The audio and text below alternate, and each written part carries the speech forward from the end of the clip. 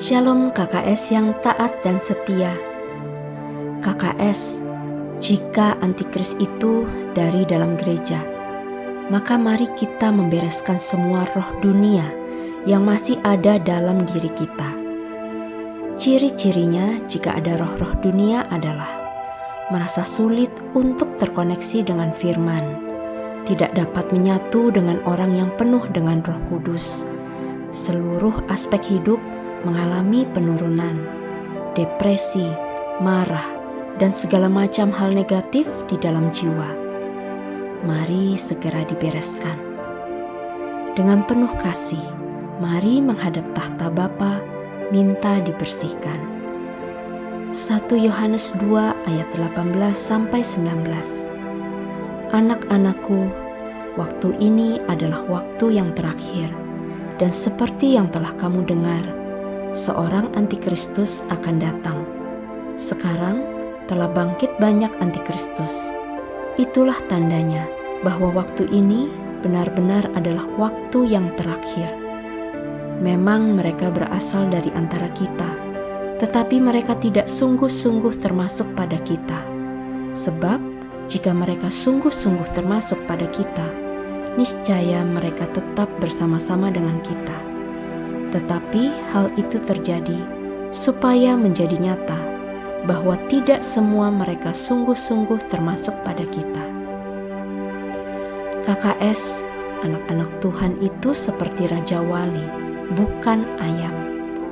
Raja Wali terbang tinggi, orang yang pemarah, dendam, sakit hati, boro-boro disuruh lari, jalan saja sudah tidak berdaya, karena hidupnya terbelenggu dengan masa lalu yang sudah diampuni saat minta ampun.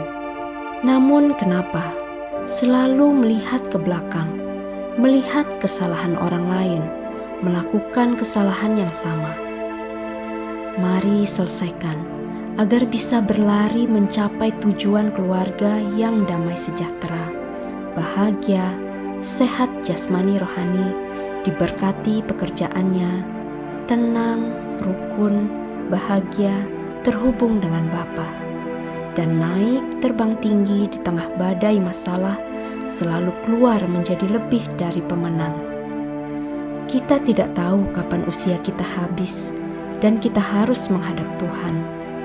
Semua perilaku, semua perkataan, semua sikap hati kita dicatat, diukur, dan dihitung oleh Tuhan. Apa yang dihitung? Buahnya 30, 60, 100. Perhatikan perkataan kita kepada suami, istri, anak-anak kita, dan saudara kita. Apa yang keluar dari mulut kita, itu mencerminkan hatinya. Jika kata-kata negatif, makian, hujatan, ketakutan, kecemasan, tuduhan, maka sudah dapat dipastikan Roh Kudus tidak tinggal di dalam kita. Roh Kudus ada di samping, tidak di dalam kita, hanya mengingatkan dan menginsyafkan. Jika terlalu dijejali oleh roh kepahitan, roh kemarahan, roh dusta, maka Roh Kudus undur, dan orang itu dirasuki oleh roh-roh jahat. Maka yang ada adalah kutuk, bukan berkat. Ulangan 28. Jika kondisi hati kita tidak bersih, jangan harap kita ini menjadi biji mata Tuhan dan dilindungi Tuhan. Orang-orang seperti ini akan sakit kepalanya, karena selubung hitam menutupi pikirannya supaya tidak diterangi cahaya Injil. Perutnya mengalami sakit, muntah-muntah, karena roh jahat di dalam perutnya membujuk untuk tidak mengampuni. Kakinya diborgol roh jahat, karena setiap hari berkutat pada masalah yang itu-itu saja, tidak ada jalan keluar, tidak ada terobosan, karena firman berkata, hanya orang yang menjagai hidupnya sesuai firman, yang dilindungi dalam sayapnya seperti biji matanya. Mazmur 17 ayat 3. Bila engkau menguji hatiku, memeriksanya pada waktu malam, dan menyelidiki aku, maka engkau tidak akan menemui sesuatu kejahatan. Mulutku tidak terlanjur. Mazmur 17 ayat 4 dan 8. Tentang perbuatan manusia, sesuai dengan firman yang engkau ucapkan, aku telah menjaga diriku terhadap jalan orang-orang yang melakukan kekerasan. Peliharalah aku seperti biji mata, sembunyikanlah aku dalam naungan sayap-Mu. Masih ingat pelajaran 7 hukum universal yang berlaku bagi semua orang apapun agamanya? Pertama, hukum tabur tuai. Kedua, hukum ucapan syukur. Ketiga, hukum pengampunan. Keempat, hukum deklarasi atau pengucapan firman. Kelima, hukum kerendahan hati. Keenam, hukum kesehatian atau kesepakatan. Ketujuh, hukum kasih.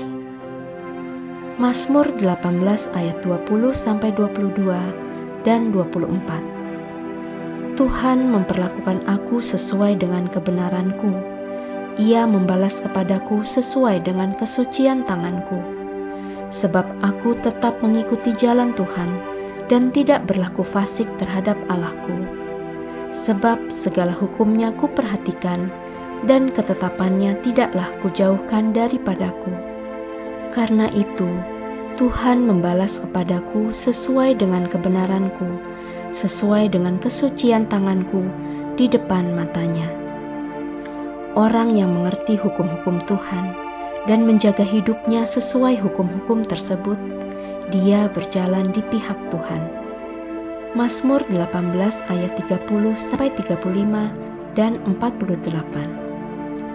Adapun Allah, jalannya sempurna. Janji Tuhan adalah murni. Dia menjadi perisai bagi semua orang yang berlindung padanya. Sebab, siapakah Allah selain dari Tuhan? Dan siapakah gunung batu kecuali Allah kita?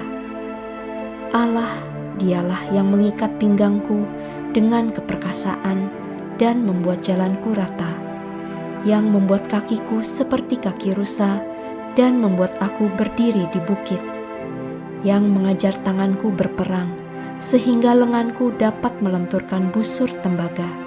Kau berikan kepadaku perisai keselamatanmu, tangan kananmu menyokong aku, kemurahanmu membuat aku besar, yang telah meluputkan aku daripada musuhku.